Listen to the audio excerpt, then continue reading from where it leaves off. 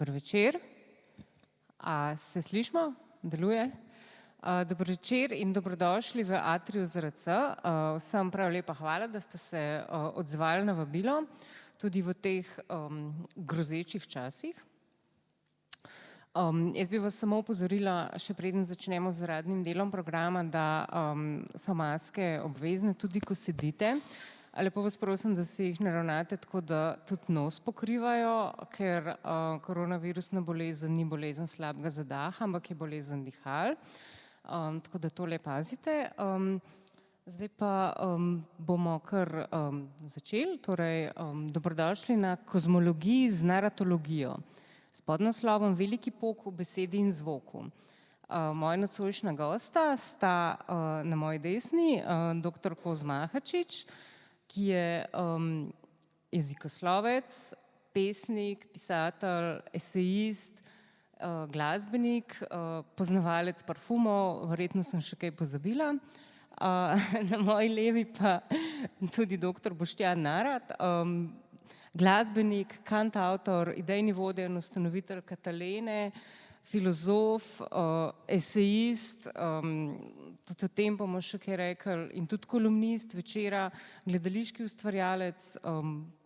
Ne delam si utvar, da nisem tudi pri tebi kaj pozabila, predvsem pa me skrbi zaporedje, ampak dobro. Tako da mislim, da jaz sem pa Agata Tomažič, no, še to, da se predstavim, kakor vljudnost veleva. Zdaj pa mislim, da je čas, da prekinemo to moje govoričenje z glasbo. Kar takoj.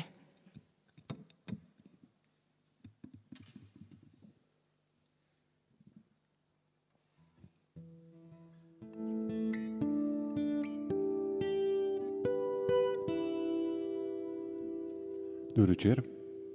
Jaz sem sicer pričakoval, da boš ta komad uvedla.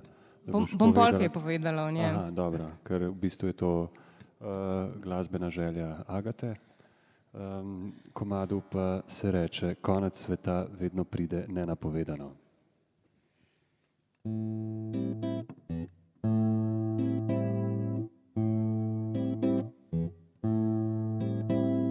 Konec sveta vedno pride nenapovedano. Konec sveta si zato, da je vzame čas. Koncu sveta pogledaš v oči, zardiš na svoj način in skriješ poletje za pramen rdečkastih las. Konec poletja ni konec sveta. Konec poletja ni konec dežja. Smrt vedno pride nenapovedana.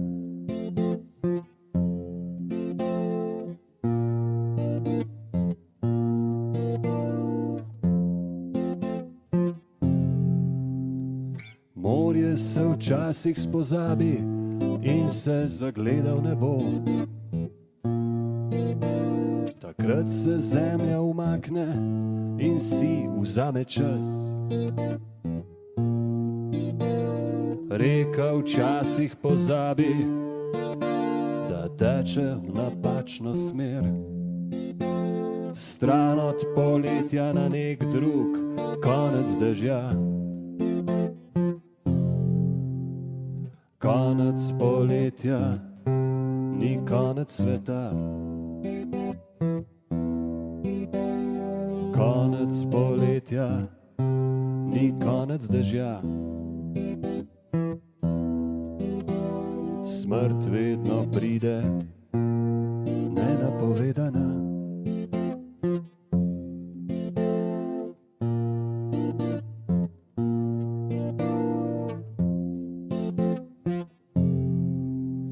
Nebo se včasih zdi prazno, čeprav je polno stvari.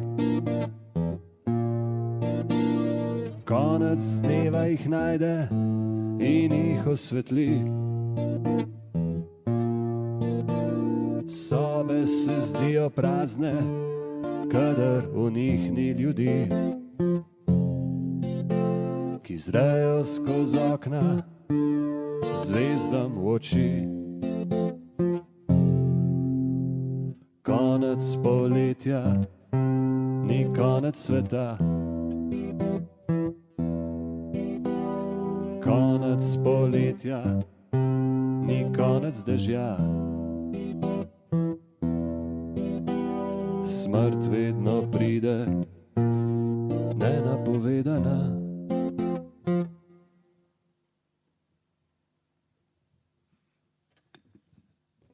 Hvala, Boštjan. Ja, to je bila moja glasbena želja, ker se mi je ta pesem zdela čudovita za začetek, za uvest v temo, ki se ponuja sama od sebe.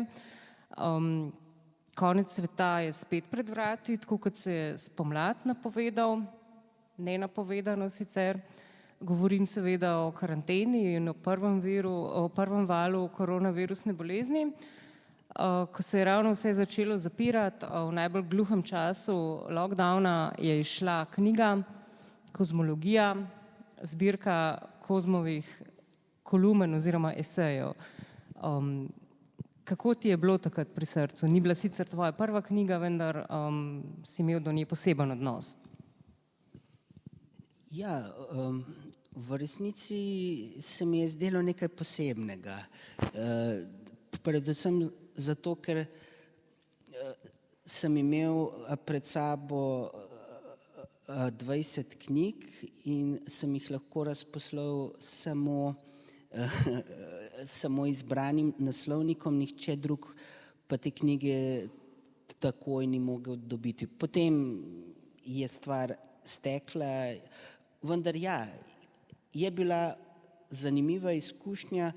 Nisem se pa glede tega vznemirjal, kar je zanimivo pri kaki drugi knjigi bi se. To knjigo pa sem že zaradi njenega oblikovanja sprejemal kot nek album in mi je bilo čisto dovolj, da sem jo videl. Da je sploh išla, torej. Ja. Torej, naslov Kozmologija je seveda nastal kot besedna igra in to zelo duhovita, odlična besedna igra. Jaz sem pa se malo poigrala, pa sem pogledala, kaj pa portal Fran o tem pravi, in sicer je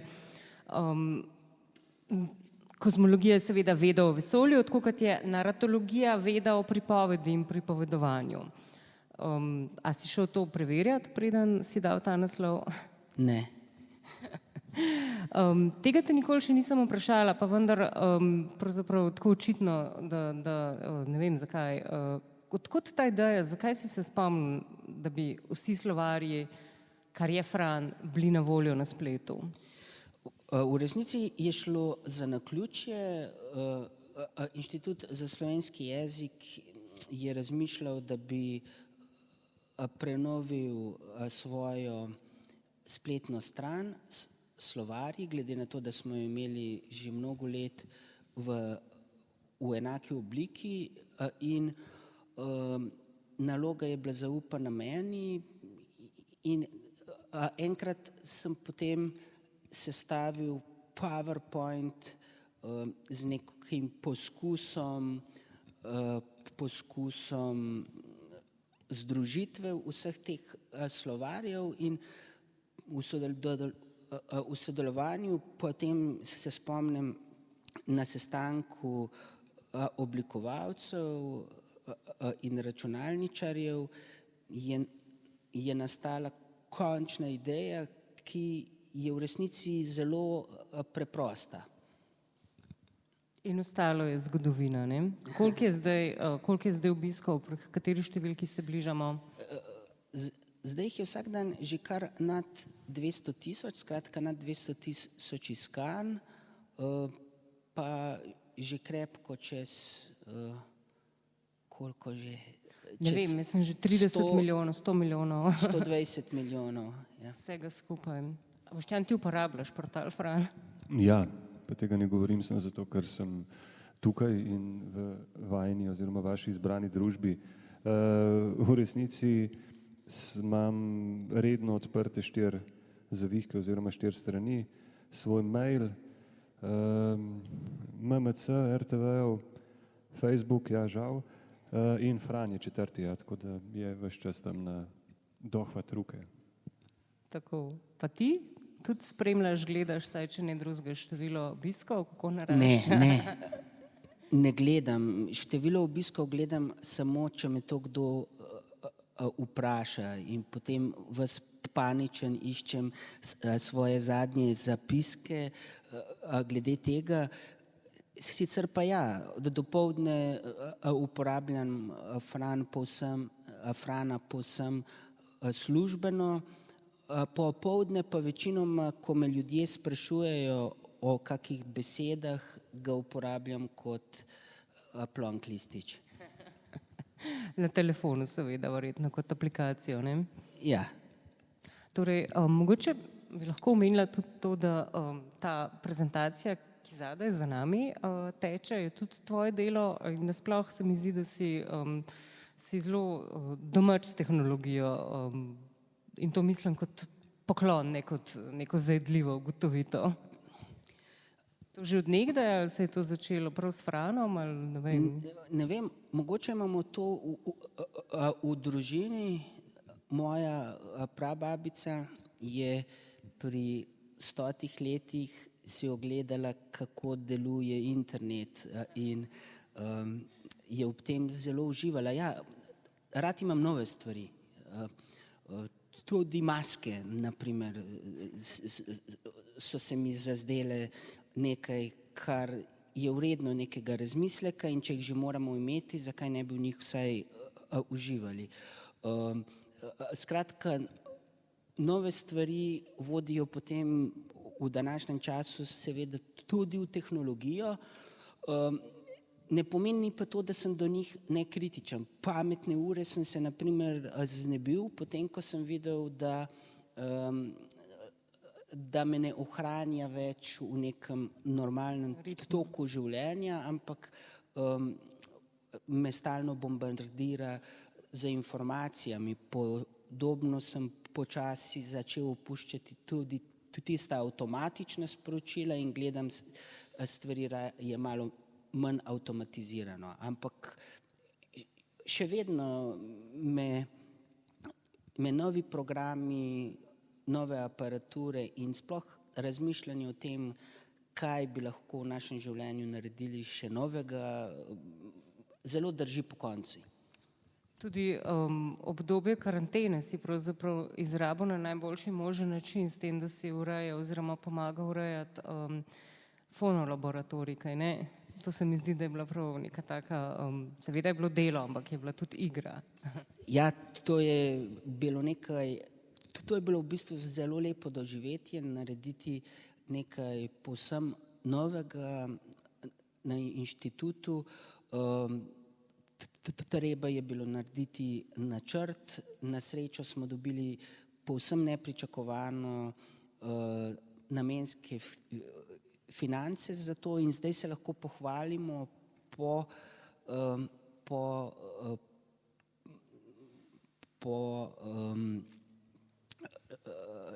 sami izolaciji s kar enim najboljših tovrstnih fonolaboratorijev v daljni okolici. In če se povrnem k tej knjigi, ki jo imamo tukaj na mizi, Kozmologija kot veda v vesolju. Jaz sem to dojela tudi pravzaprav kot polje, kamor kolumnist sme posegati in to je vseobsegajoče pravzaprav. Moje vprašanje pa je, ki ga bom zastavila potem tudi tebi, ampak recimo zate se mi zdi, da so vse te kolumne, ki so bile objavljene v časopisu Delo in ki smo jih spremljali, vedno bile prežete z neko tako blagostjo. Nikoli ni bilo nekih bodic, nekih res takih gnevnih ugotovitev, kar je nemalokrat značilno za mnenjske tekste te vrste. Tudi ne bi mogli reči z besedami znanega slovenskega kolumnista, vse me zanima, nič me ne briga. Pravzaprav je to, kar me spreleti, ko berem tvoje kolumne, bolj ta zdravniški, primum non nocere. Kaj je v resnici tvoje vodilo pri pisanju? Kaj te spodbudi? Morda je bilo to do neke mere tudi namerno.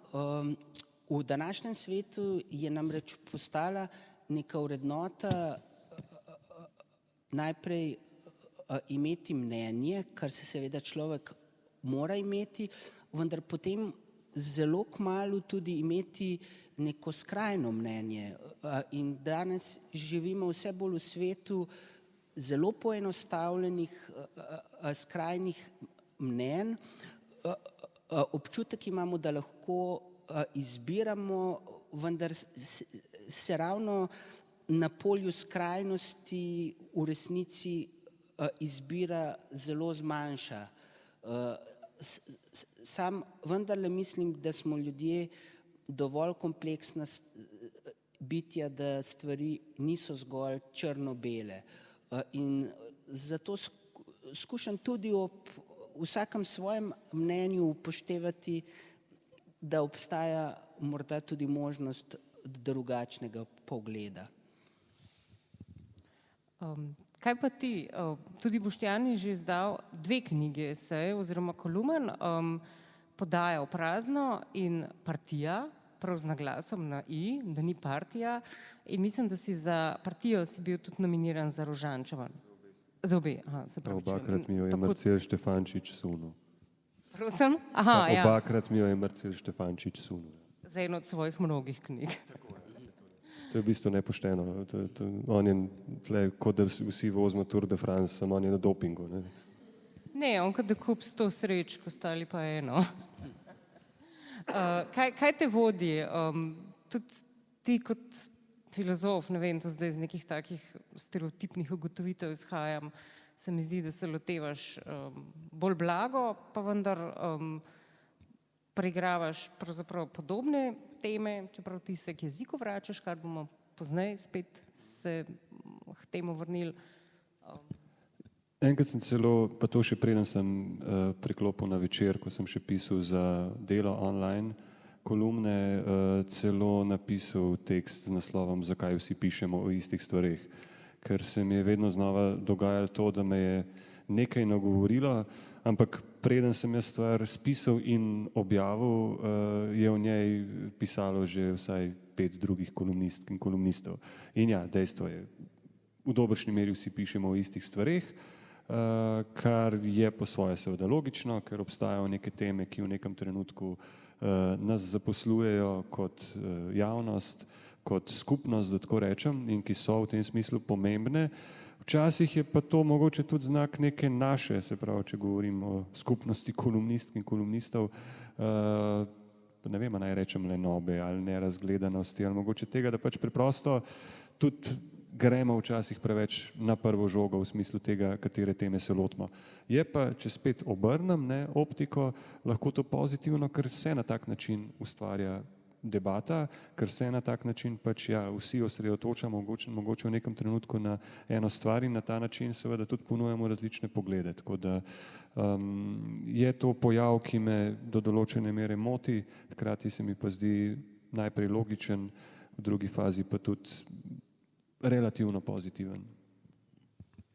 To sem zato tako začela tudi ti, se pravi, kolumni oziroma eseji, tako kot Kozma, in to seveda ni edina skupna stvar, celo vrsto jih je, ampak vse pa izhajajo s Štrosmajerjeve ulice, z gimnazije Poljane, kjer sta se spoznala in kjer sta bila tudi sošolca.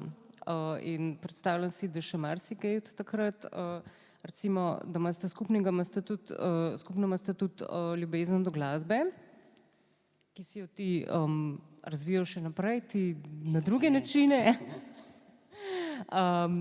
Tudi sta se na skrivaj oziroma brez moje vednosti zmenila malo za ta spored pesmi. Tako da zdaj vama prepuščam besedo oziroma pač kaj zdaj na vrsti, ne vem. Ja, muzika, ne vem, če si za, bomo še kakšno rekli o latinščini. Zdaj pretiravaš s tem, kako so se za tvojim hrbtom menila. Ja, no.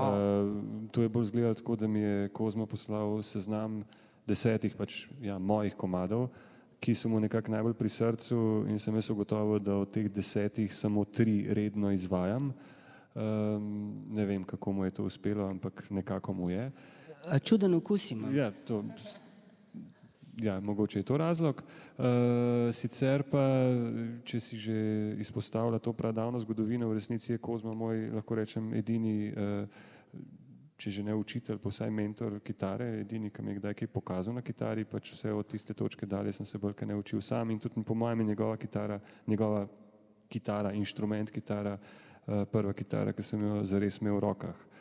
Ja, in sicer je bilo to na nekem delovnem taboru, na vikendu neke naše mentorice, ne vem, če bi se to lahko še danes zgodilo. Ne, Barbara Korun nas je peljala med prvomajskimi za en teden v njihovo družinsko hišo v Strunjan, se pravi, v bistvu smo bili pri Miletu na vikendu in ja, stari smo bili pa 15 let, po mojem tega danes pri Foxi ne smejo več početi.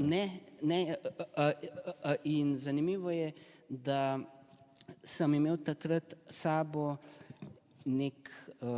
neko zbirko vseh skladb od skupine The Beatles in ena od skladb je imela samo 2 akorda in mislim, da je to tista skladba, kjer sem ti pokazal ta 2 akorda. Naprej je pa Boštjan tako ali tako zelo hitro igral sam, glede na to, da je violinist. Dear sir or madam, will you read my book? It took me years to write, will you take a look? It's based on a novel by a man named Lear, and I need a job, and I wanna be... Pomeš pa še čas za zamenjati akord. Paperback writer, in spet nazaj. Paperback writer. Ja, G7 pa C-dur, ja. Ta je bila ta prva. Se tale, ki sledi, pa ni kaj pretirano bolj kompleksna. Je pa komad, ki sem ga pred leti napisal za, oziroma lahko rečem z Neco Falk in ga seveda sicer ne izvajam, ker je nekako njen, ampak potem, ko mi ga je Kozma poslal na tem seznamu, sem rekel, zakaj pa ga ne bi enkrat še jaz izvedel. Reče pa se mu Oddaleč.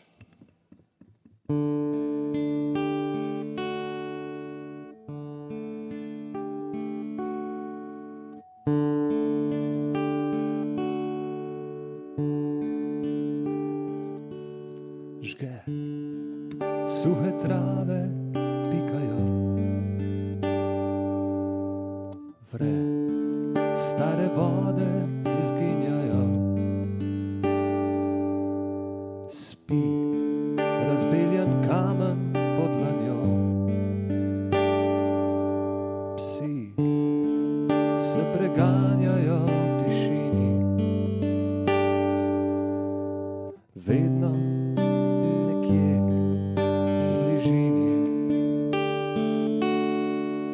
vedno nekje v bližini.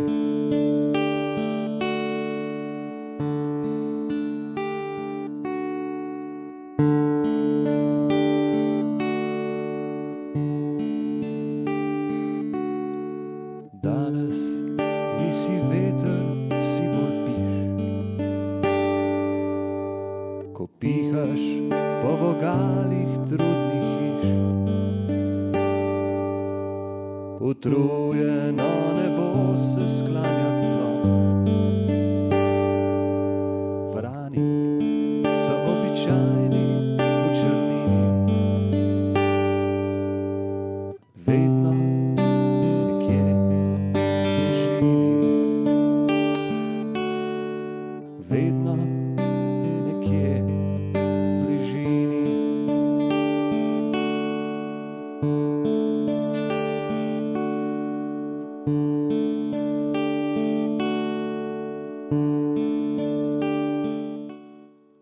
Vedno prihajaš v temi, vedno le takrat, ko se ti zdi.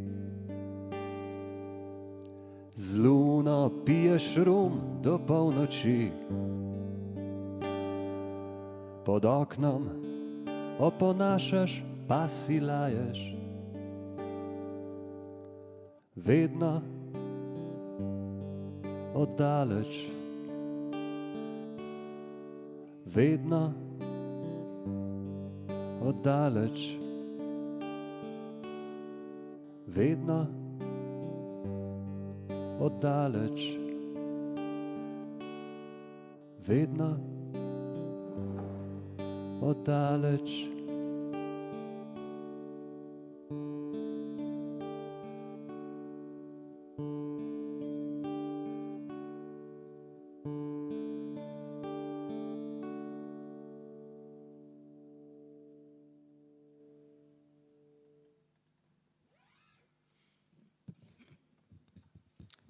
Hvala. Torej, koliko časa je minilo zdaj od tistega vikenda, par Mileto korono, 30 let? 15 let smo bili stari. Ja, sej. To sva danes skozi računala, da je pravzaprav 28 let, verjetno. 28, ja. 27. Ja. Od mature naše je minilo 25 let. Jaz priznam, da sem danes zjutraj po besnelu iskala gimnazijski almanah našega letnika. Jaz sem namreč tudi hodila na Poljane, ampak nisem bila v istem razredu. Žal mi ni uspel. Zelo bi se zabavala, po mojem, če bi brala vajne opise, ali pa tudi ne, mogoče nič tazga ni bilo. Meni je uspelo in sem videl tvojo sliko. Mojo? Ampak se nisem danes na tapeti, vidva sta. Ne, hotela sem se malo pošaliti, no. Vaju spraviti za drego, pa mogoče je to neokusna šala, ampak nista samo igrala kitare, ampak sta se tudi učila latinsko. A je to danes nekaj, o čemer ti ne govoriš, ali ti si pa pod A to študiral? Kaj pravzaprav se zgodilo s tvojo latinščino? Ne morem zdaj vprašati, a še kaj govoriš latinsko, ampak nekako je malo odrinjena. Pa v resnici ni. Latinščina je, razen slovenščine seveda, ampak sicer najlepši, najbolj urejen jezik, ki ti pa odpre še eno razsežnost, in sicer pogled v nek svet, kjer mi ne bivamo, bil pa je svet, ki je bil na vrhuncu, kjer ljudje niso razmišljali nič manj, kot razmišljamo danes, in kjer tudi konec koncev z tehnološkega vidika, čeprav niso imeli računalnikov, niso bili razviti nič manj, kot smo danes. K latinščini se zato v resnici vračam skoraj da vsak dan. Na srečo je tudi moje delo na inštitutu povezano s slovenščino 16. stoletja in posredno s staro nemščino in staro latinščino, tako da je to znamenje, ki ti ga vtisne klasična izobrazba in latinščina, ne samo neko znamenje, s katerim se potem lahko snobovsko hvališ pred drugimi, ampak tudi, če želiš to skriti ali če skrivaš, če ne navajaš vedno znova latinskih citatov, se ti te stvari, mislim, da zelo globoko vtisnejo. Kako je pa tebe latinščina zaznamovala, oziroma si jo izkoristil lahko pri študiju filozofije? Ali? Gotovo manj kot Kozma.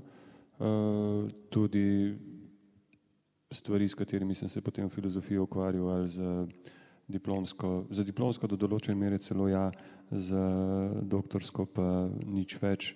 Tako da težko bi rekel, da mi je v tem smislu prišla prav, sem pa ja, še vedno, če bi sprejemal to odločitev, bi jo še enkrat sprejel, ker je bil to, mislim, da izjemno dobro zapravljen čas, ko govorim o pač gimnazijskih letih, tudi če me potem ja, ni odneslo v to smer. Kaj bi si rekla z današnje točke samemu sebi leta 95 po maturi?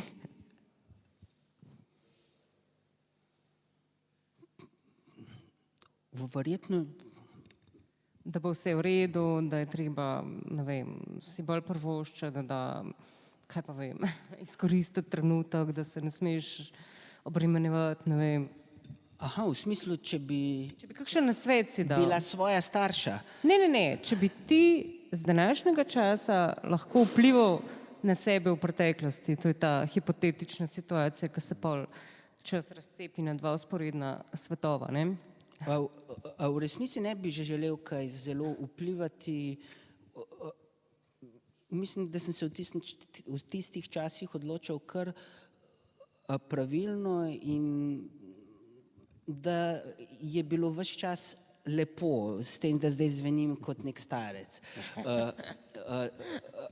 Skratka, ja, sam v resnici nikoli ne analiziram svoje preteklosti na ta način. Navajen sem, da sprejemam različne odločitve, tudi neumne, ampak se ne ukvarjam kaj preveč s tem. Skratka, nisem nek analitični tip človeka, ki bi razglabljal o tem, kaj je vodilo sem in kaj je vodilo tja.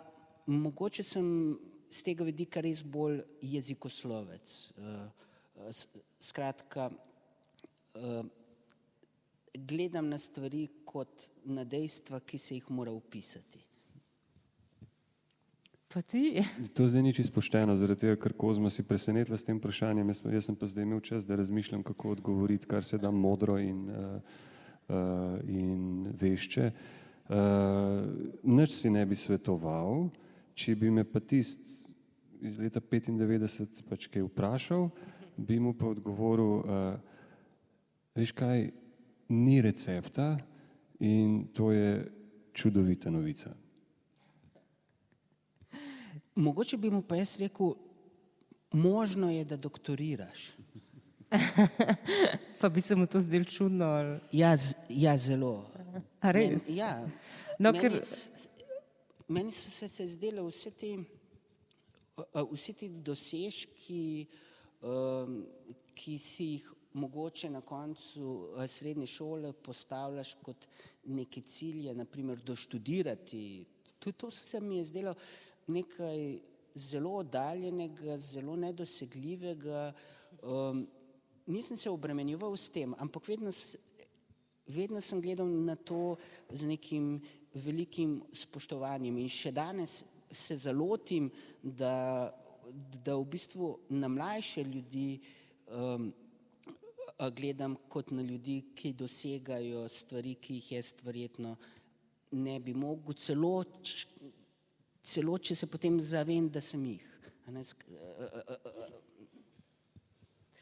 No, ker meni se ne zdi nič presenetljivo, glede na, mislim, da obema vama je dobro šlo v šoli, ne vem, recimo, in sta zdaj, ne vem, kako bi temu reklo, nekako uspešna, znana, slavna, lahko celo rečemo, pri čemer si ti to postal kot glasbenik ti, kar je pa resnično bizarno, pa prosim, da to vzameš kot šalo in potem malo reflektiraš to, ti pa kot jezikoslovec. kar je resnično čudno.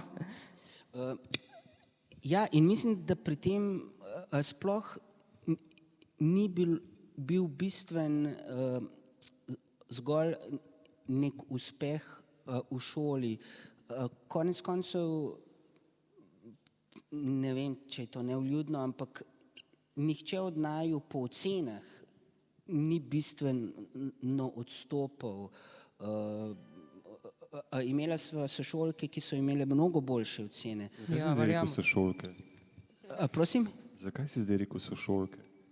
Ja, in sošolce. Ja, zato, ker je to res. Ja, ampak jih je bilo manj.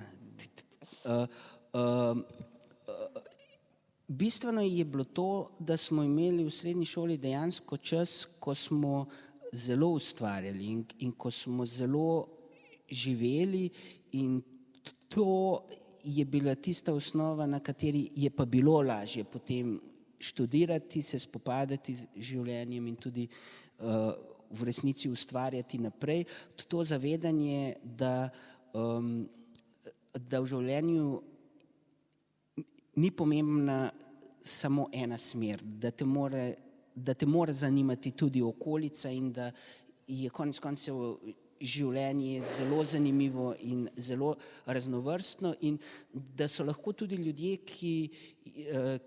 s katerimi se vsak dan družiš, ki jih zelo ceniš, ljudje, ki imajo zelo različna mnenja. Mi smo se v srednji šoli neznansko prekregali, imeli veliko debat in veliko zelo različnih mnenj. In še danes je tako, mislim, še danes mi je mnogo bolj zanimivo razpravljati s človekom, ki se ne strinja z mano, kot pa z nekom, ki ima podobne poglede na svet. Torej, jezik je rdeča nit večine tvojih kolumen. Ni nujno, da je slovenski ali latinski, se pravi oba, iz katerih si diplomiral. Ta izraz razumeš pravzaprav zelo široko in v eni od kolumen se dotakneš tudi govorice psa, na primeru takrat še novega družinskega člana. Pa me zanima, kako napreduješ v sporazumevanju z njim, ali si se naučil več ti pasje govorice ali on človeške? Ja, to je bilo dejansko fascinantno spoznanje, skoraj da celotno življenje me živali niso čisto nič zanimale, nisem se niti zavedal, da so sposobne neke intenzivne komunikacije s človekom in ko smo dobili psa, je bilo to spremljanje jezikovnega razvoja, skratka sposobnosti komunikacije, zelo podobno spremljanju razvoja otroškega govora. Skratka, to spremljanje tega, kako so živali skozi leta sposobne vzpostaviti nek način sporočanja tistega, kar si želijo, je neko zanimivo spoznanje in moram reči, da se zdaj zalotim tudi pri mnogih drugih živalih, da opazujem, kako funkcionirajo z okolico, kaj si sporočajo med sabo, kaj sporočajo ljudem in da je to neka razsežnost, na katero zelo dolgo nisem bil pozoren. Še na to bi reagiral, ko si rekla, da je rdeča nit v večini esejev jezik. Do neke mere ja, vendar pa glasba, no. No, ki je tudi svojstvena govorica. Ki je tudi govorica, vendar v resnici zgolj z vidika tega, da je jezik naše osnovno orodje in da o čemerkoli govorimo, posredno govorimo tudi o jeziku.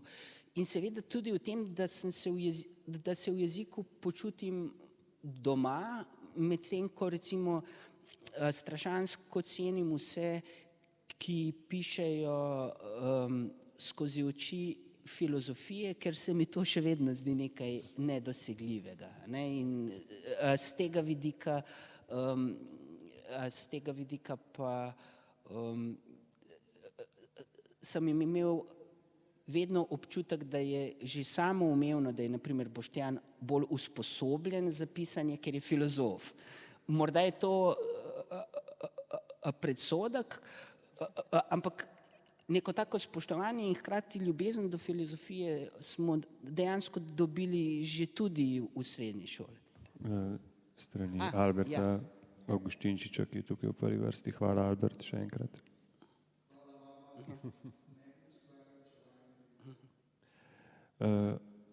A moram zdaj reagirati na to? Pravzaprav še hujš, zaigrati boš pa moral. Na psa moram reagirati, na Winstona. Prej sem na Winstona moram reagirati. Jaz sem drugač, ko sem prej že omenil Facebook, da ga imam odprtega zraven Frana, na Facebooku sem prijatelj in seveda s Kozmom, z Marjeto, z Damjanom, z očetom Kozmovim, s Pavlom nisem, pa se mi zdi, da je tudi gor, ki mi ga enkrat ponudil, ampak najbolj super mi pa je, da sem prijatelj z njihovim psom Winstonom. In Winston se mi zdi, da je kar fan mojih kolumen, ko jih delim na Facebooku, skoraj zmeri lajka. No? Kako se piše Ahačič? Bom jaz tudi z njim spet delila. Zdaj pa to, kot veš, izhodišče za mojo drugo glasbeno yes.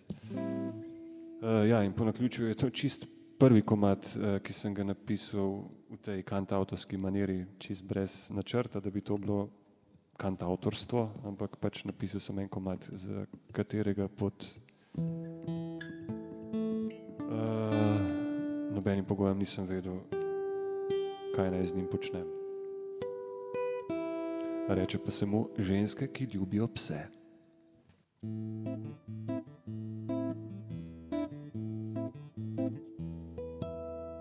Ženske, ki ljubijo pse, ne tečejo z volkovi.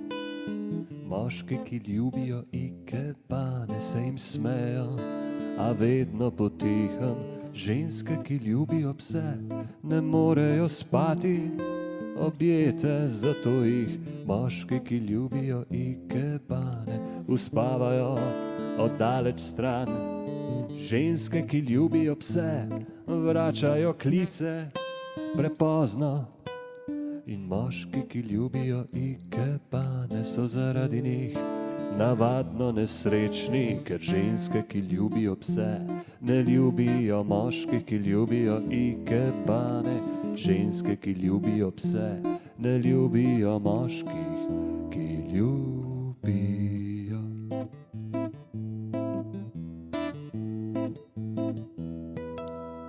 Dekleta obujejo čevlje s peto in delajo predolge korake, ko postanejo ženske, jih temu primerno skrajšajo. Fantje se zbujajo iz morastih sanj, ne da bi vedeli zakaj. Ko postanejo moški, jih meče po konci z razlogom, ki ga poznajo. Dekleta, ki prva opazijo tiste poglede, ki hočejo še in ki delajo s fantov može, in ki silijo ženske, da ljubijo pse. Ženske, ki ljubijo pse, ne tečejo z volkovi. Moški, ki ljubijo ikebane, se jim smejo, a vedno potihem. Ženske, ki ljubijo pse, ne morejo spati, objete, zato jih moški, ki ljubijo ikebane, uspavajo oddaleč stran. Ženske, ki ljubijo pse, vračajo klice prepozno.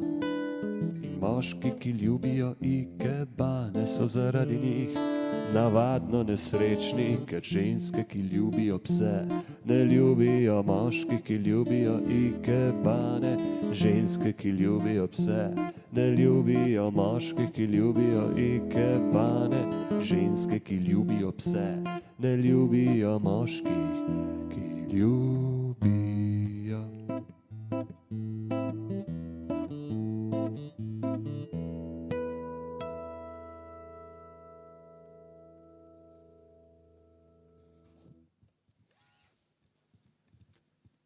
Krasno, hvala. Zdaj bi se pa lotila še enega sklopa vprašanj, ki zadeva pisanje o različnih žanrih, in sicer omenil si že, kako si se lotil pisanja te pesmi. Zdaj logična izpeljava iz tega seveda je,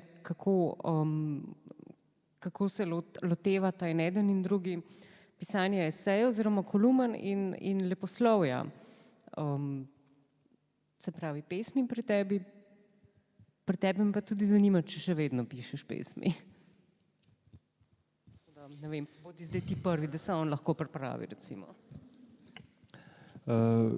Kolumne imajo eno super krasno in hkrati degutantno lastnost, da so povezane z roki, z deadline in da obstaja tista ura, ne samo dan, do katere moraš zadeva oddati.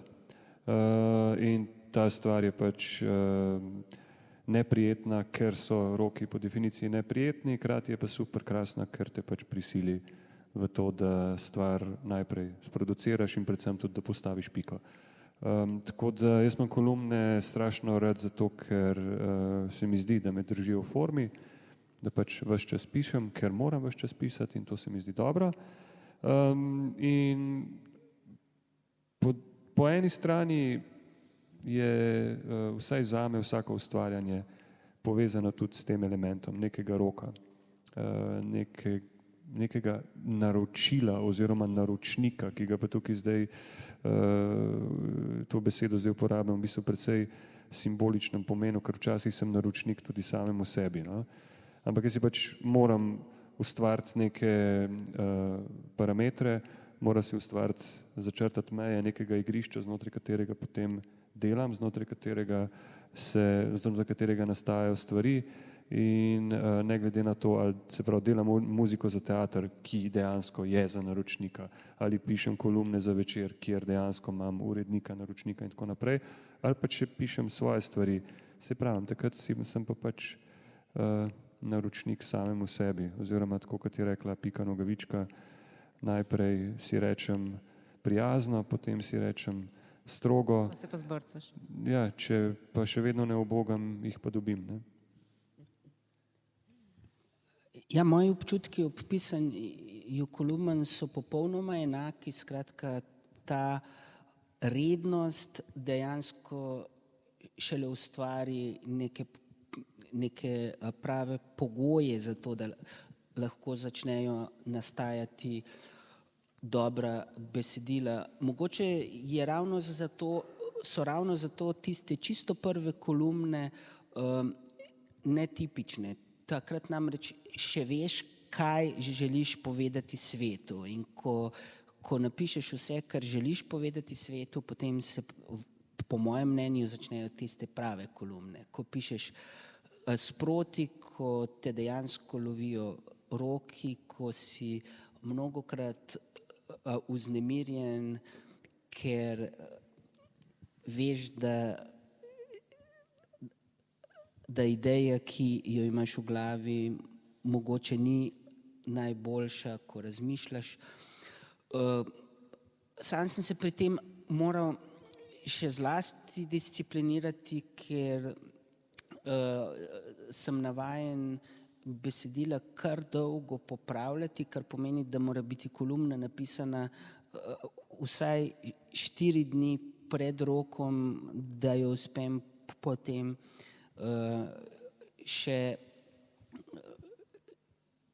obdelati na način, da jo dam v branje, da dobim pripombe, da sam razmislim o določenih stvareh. Tako da ja, pisanje kolumn je bila svojska izkušnja, je pa res, da sem z njo nadomestil pisanje pesmi, tako da kar nekaj časa nisem pisal, zdaj pa spet pišem, ja. Lepo. Tudi pravzaprav dve pesniški zbirki si do zdaj izdal, ena je šla 2011, ne, Jaz sem grobar, ti si čarovnica. Jaz sem čarovnica, ti si grobar. Ja, in tudi...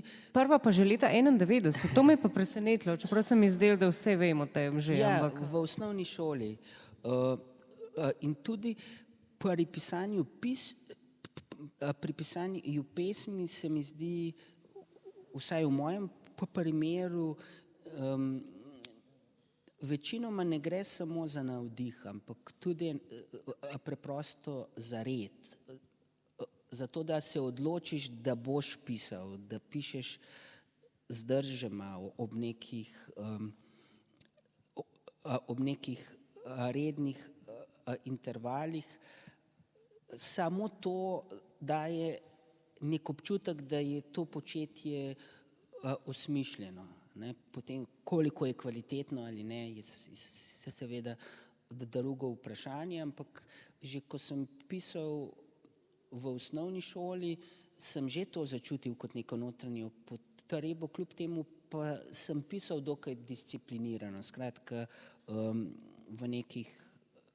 z nekimi roki.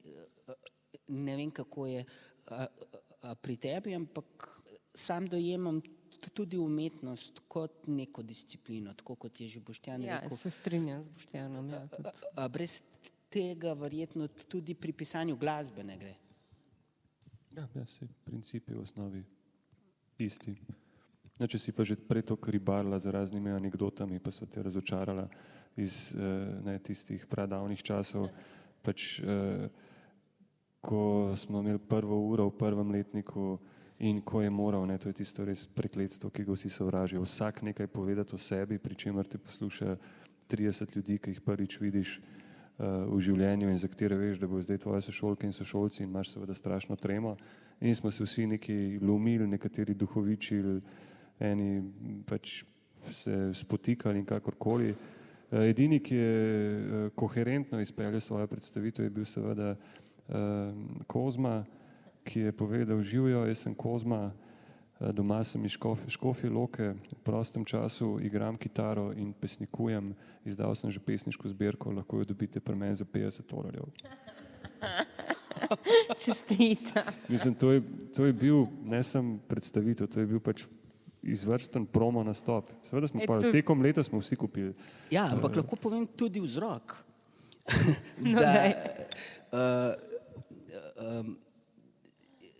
Če jeclam, in takrat sem zelo jeclal, najbolj jeclam na črko K, ki je črka mojega imena. Tako da je vsako predstavljanje zame, vsaj v srednješolskem obdobju, bil stres najvišje stopnje. Skratka, noben test, noben nastop mi ni bil tak stres kot predstaviti se. Tako da ja, vadil sem to doma. To mi spominja na eno knjigo esejev Davida Sedarisa, ki je imel tudi neko drugo govorno napako in potem so ga opisali seveda je dobil ure pri logopedinji, s katero pa ni sodeloval in potem je si zanalašč izmislil za vsako besedo neko drugo. Recimo šola je postala ne vem kaj v angleščini, ampak on meni, da je to pač, da tam korenini njegova strast za pisanje, njegova strast za besedami, ki še vedno pač, mislim, ki je osmislila njegovo življenje. Sam ti skoraj, da za ime, osebno ime nisi imel izbire, da bi nekaj drugega. Ja, to delam mojeclavci na splošno, skratka ta zamenjava, ko namesto kruha naročiš štruco, ker ni na K, ne. Mislim, ali pa žemljo in si na slabšem.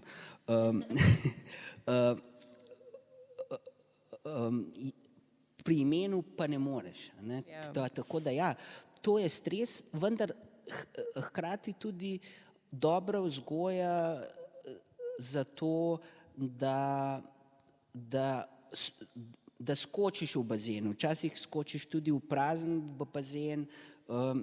Skratka, to je neko spoznanje, ki ti ga konec koncev lahko prinese tudi, ni nujno, da ti ga prinese jeclanje, lahko ti ga prinese, kot sem pozneje spoznal, tudi žival, ki te je sposobna popolnoma osramotiti. Naprimer, ki ravno, ko se srečaš z ljudmi, pred katerimi bi se rad pohvalil, z lepim bitjem, naprimer znori in človeka narenči ali kaj podobnega. Skratka, ta občutek je podoben mogoče občutku ob jeclanju, ko se zlasti v dobi odraščanja naučiš, kaj pomeni pokazati se čudnega, neumnega, jeclajočega. To se da obrniti v dobro. Žal se mnogim, ko se pogovarjamo v društvu jeclavcev Veliko Mazi, lahko obrne tudi na slabo. in enostavno se naučijo molčati. Ne. Skratka, tudi neka taka govorna napaka se lahko obrne v obe smeri.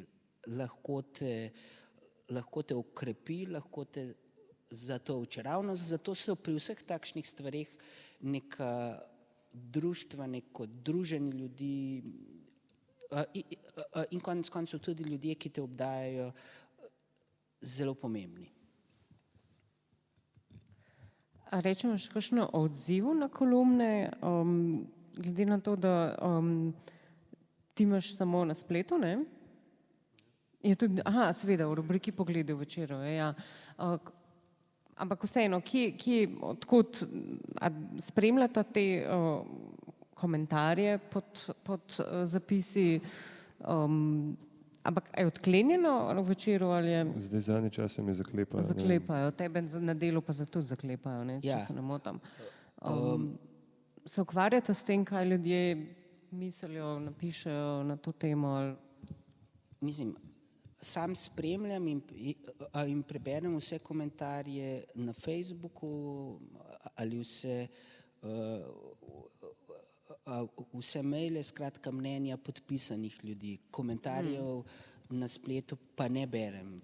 Tega nikoli, skratka anonimnih komentarjev, ker po mojem neko besedilo, za katerim ne stoji podpisani človek, v resnici nima kakega posebnega smisla. So pa ti komentarji zanimivi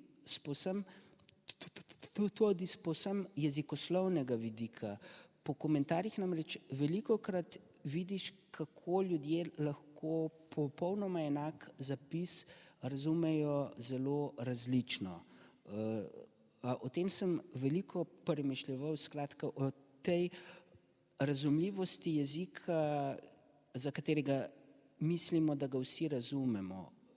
O tem, koliko se sploh razumemo in do kakšne mere preverjamo med sabo, ali se razumemo.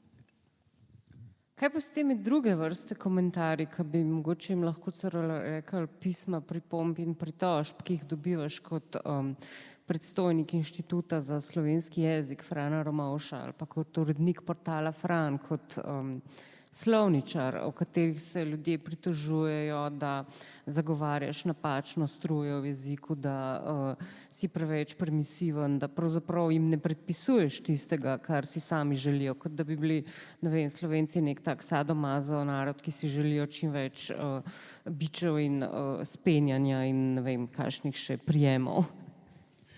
Ja, na inštitut dobivamo veliko pošte, zelo veliko pisem je lepih in ti polepšajo dan, vendar pa ti polepšajo na nek način dan tudi pisma, ki so zelo grda, ki zelo kritizirajo jezik, inštitut, razna jezikoslovna mnenja, kajti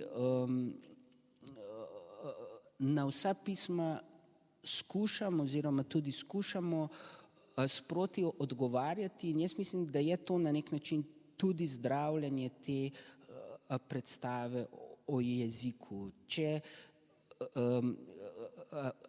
človeka, ki je zaradi svojega pogleda na jezik povsem zagrenjen, ki ljubi jezik na ta način, da ga v resnici sovraži, ne, ker gleda samo na to, kaj bi ga lahko v jeziku še razjezilo.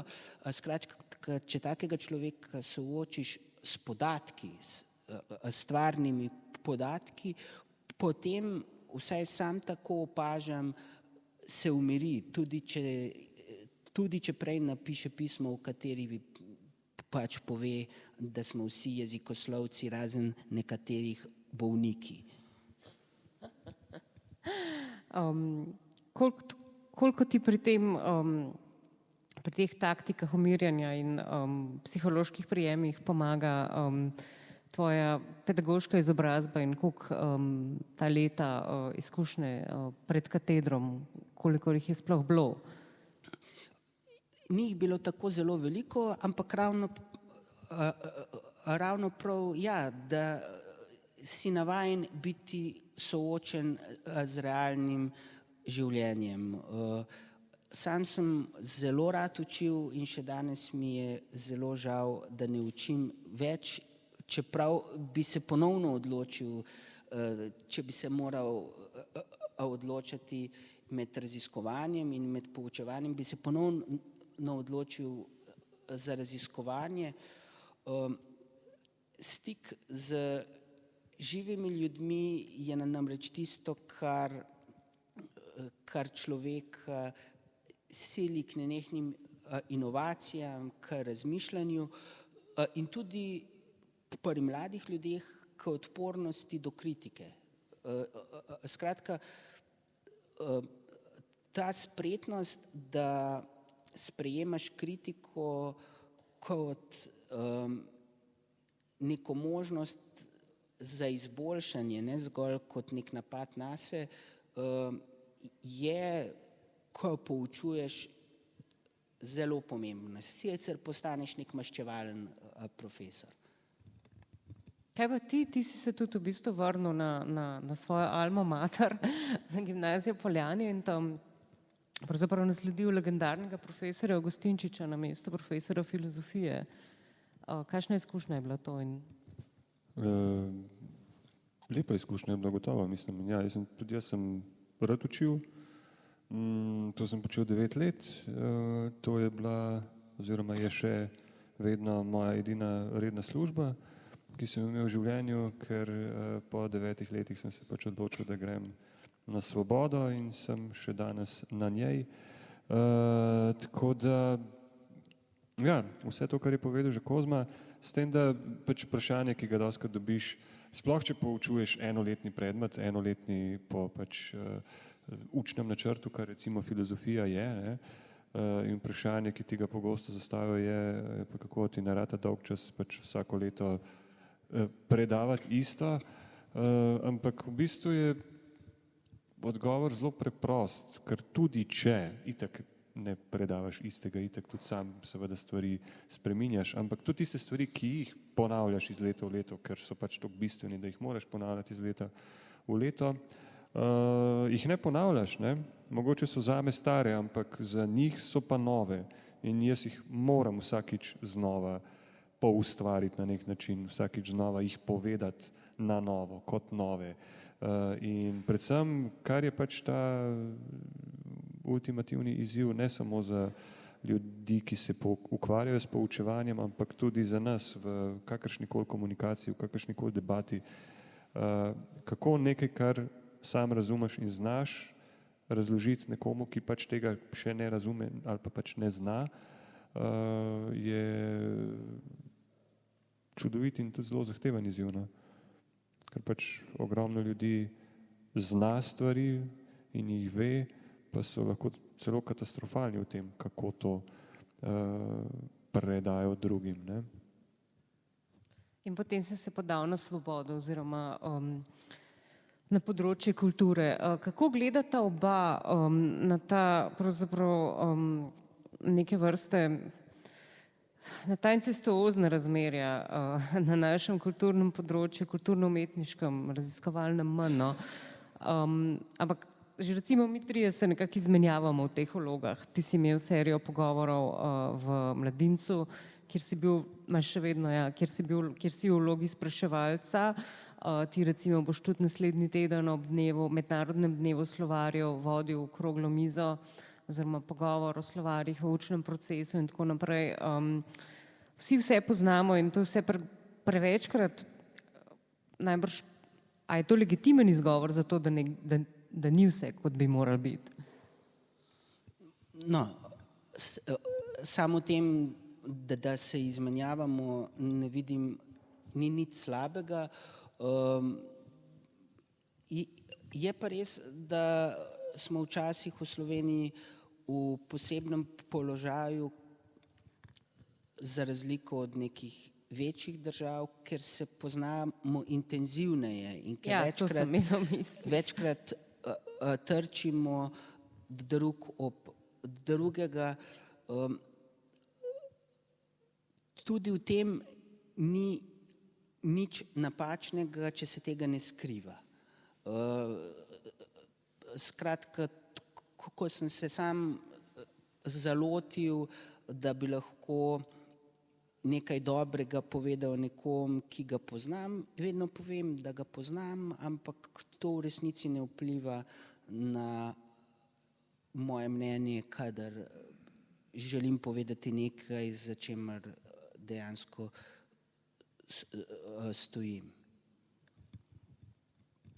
Ja, kar se tiče recimo temu majhnosti bazena, sem ga mogoče najbolj izkusil v teh 8 letih, ko sem vodil Panoptikum na televiziji, kjer pač moraš vsakič znova nekako priti s 4 gosti, pač ne samo ali gostjami, ne samo enim ali eno. In ja, začneš slej ko prej, sploh če se teme nekako ponavljajo, vem, da vedno, ko je bila kulturna politika, skoraj zmeraj je bila Jedrt recimo, pa Uršula Cetinski, pa nekdo iz asociacije, odvisno kdaj je takrat glih bil. In itak enkrat na leto je bilo treba narediti oddajo o kulturni politiki, ker pač o kulturni politiki je vedno frka, Ja, korona, ne korona, nima veze, skozi je štala. Skratka, enkrat na leto nujno rabimo to oddajo in meni se je zdelo, da vsako leto snemam isto oddajo, da imam iste goste, ki govorijo identične stvari. Prav živo se spomnim enega déjà vu momenta, ko imam takole Uršulo Cetinski na svoji levi in ona govori nek stavek, neko zelo kompleksno poved in meni se tako počasi skupaj začne vrteti v nekem slow motionu in tako, Uršula, to si ti že lani tukaj govorila, točno tukaj si sedela, povem ti lahko, kaj si imela oblečeno. O moj bog, iste stvari.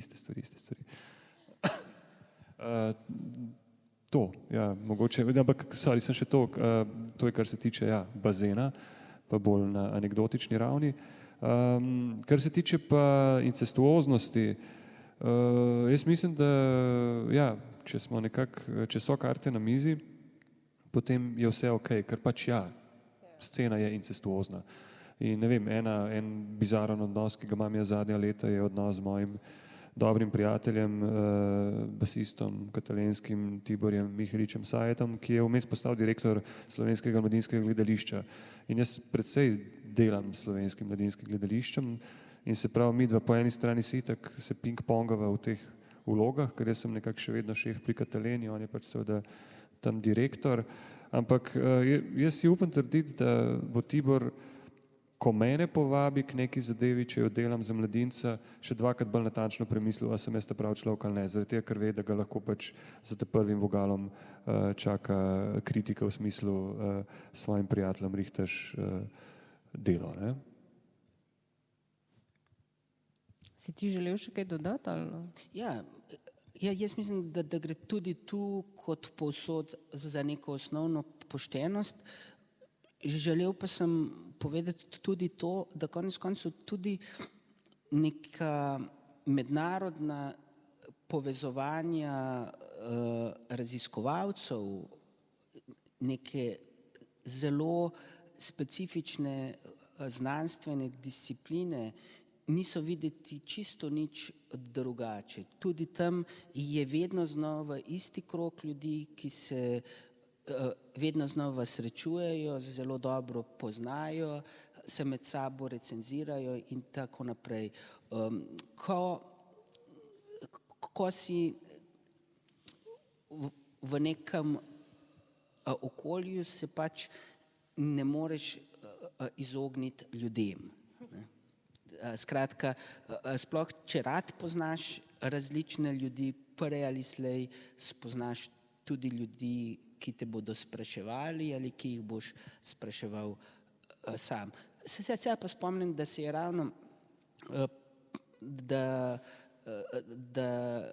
da ravno ko se je Boštjan enkrat pripravljal na nek pogovor na Panoptikumu o jezikoslovju, da se je zavestno izognil meni in tudi jaz sem mu rekel, da ne bi bilo primerno, da nastopam ravno zato, ker se predobro poznava in ker potem ne bi mogel biti do te mere, kako bi rekel, samo inicijativno objektivno. Ne vem, če sem dobro. Je bilo tako, ali ti nisi hotel, ko si rekel, da je to... Jaz nisem hotel, ja, ampak mislim, da tudi ti si pristopil... Ne, imel sem nasplošno par ljudi na črni listi, ja. Ja. Mislim, ampak zaradi točno to, ker je mogoče stopnja incestuoznosti bila vendarle prehuda. Ja, skratka, pri teh medsebojnih povezavah mislim, da kljub vsemu pa je dobro, da tam, kjer si pa res, kako bi rekel, kjer res začutiš, da ni primerno, da ne opletaš od določenih ljudi, da si narediš neko črno listo ljudi, ki jih ceniš do te mere, da jih pustiš pri miru. Ja. Ja. Jaz mislim, da po mojem počasu je čas, da končamo oziroma da odpremo avditorij za vprašanja, ki bodo mnoga, sploh ne dvom, oziroma da še ti prej kaj zaigraš, ampak morda za konec pa še eno čist neprovokativno vprašanje, ki pa se glasi, kaj za vaju pomeni domoljubje in kako, če sploh, je povezano z jezikom? Ne, mislim, pač ni čist... Boštjan je za ta odgovor usposobljen, ker je o tem napisal celo samo igro oziroma igrani esej. Jaz temu rečem gledališki esej. Ja. No, pa jaz mislim, da je ta tema res tako kompleksna, da je sploh kot zadnje vprašanje nima smisla načenjati, lahko pa spet postrežem za eno anekdoto, ker če sem že prej opisoval, kako je izgledal oziroma kako se je obnašal Kozma na prvi šolski dan 1. septembra 1991.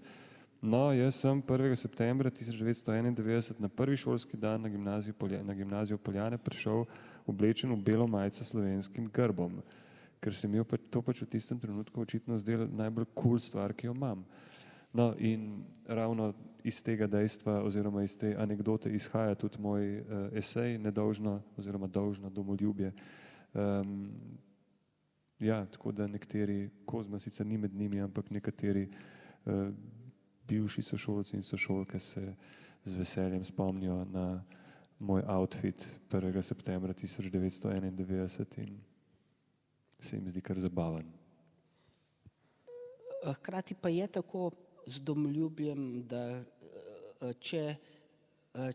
če živiš v nekem jeziku, v nekem okolju, se mi zdi, da je nekaj popolnoma normalnega, da to tudi imaš rad, da ljubiš in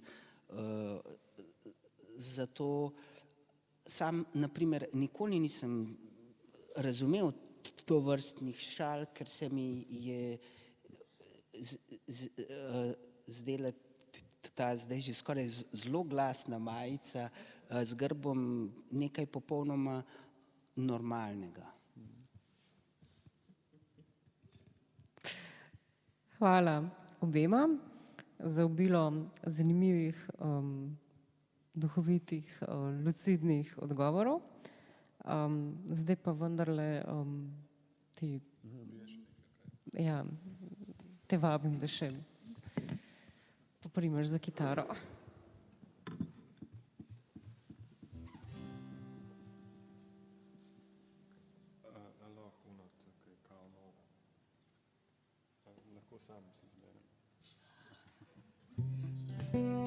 Ja, naredil sem napako, Boštjanu sem namreč poslal seznam. Ja, si sem povedal prej, super, da sem ga poslal. To je tako, kot v teatru, recimo, ko delaš predstavo. Ne? Že, ampak želel sem povedati, da sem kljub temu malo pozabil, kako Boštjan vsako stvar vzame resno. Ne.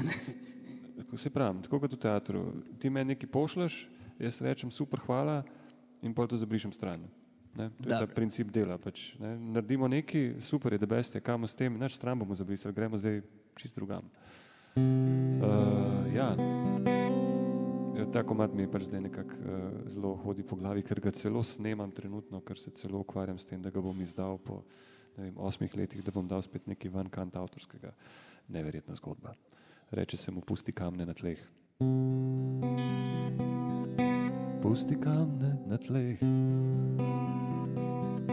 naj v miru ležijo tam, naj ne težijo tvojega srca.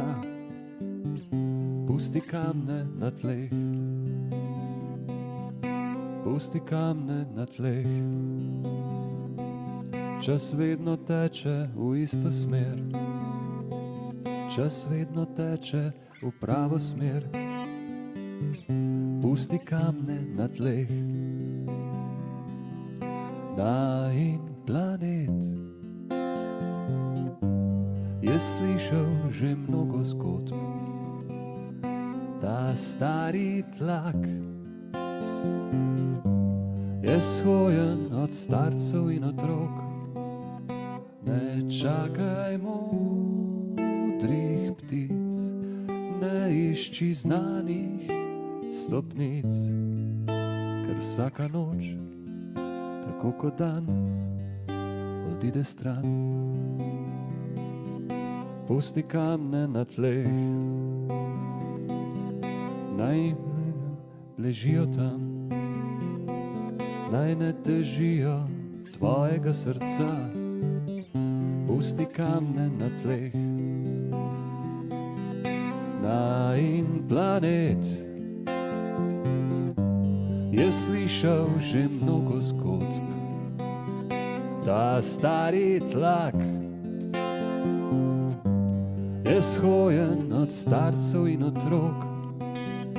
Ne čakaj modrih ptic, ne išči znanih stopnic, ker vsaka noč, tako kot dan, se ne konča. Objemih let dežja poišči utrip srca, ker vsaka noč, tako kot dan, odide stran. Pusti kamne na tleh, naj v miru ležijo tam, naj ne težijo tvojega srca. Pusti kamne na tleh, pusti kamne na tleh. Čas vedno teče v isto smer, čas vedno teče v pravo smer. Pusti kamne na tleh.